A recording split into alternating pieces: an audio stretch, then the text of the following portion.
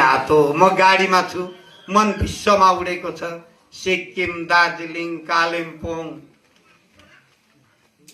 असम, मेघालय, कोइमा, दिल्ली, कलकत्ता, नेपालका विभिन्न ठाउँ कता कता म मणिपुरको प्रतिनिधित्व गरेर पुगेको छैन र मलाई मेरो परिचय दिने यही मणिपुरको हाम्रो यही समाज त हो।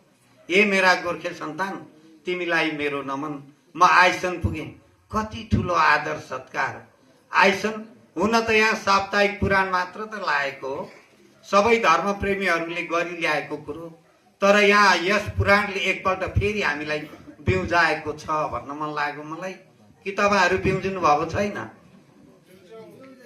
के बिउजिनु भएको रहेन रहेछ नि?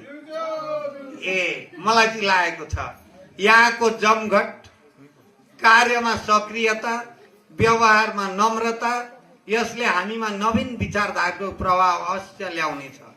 हुन त कार्य सञ्चालनमा कति व्यवधान होलान्, राज्यमा बन्द छ, कर्फ्यू छ, सामान कति टाढा टाढाबाट ल्याउनु छ, तर यहाँ हामीले कमीको केही पनि आभास पाएनौं।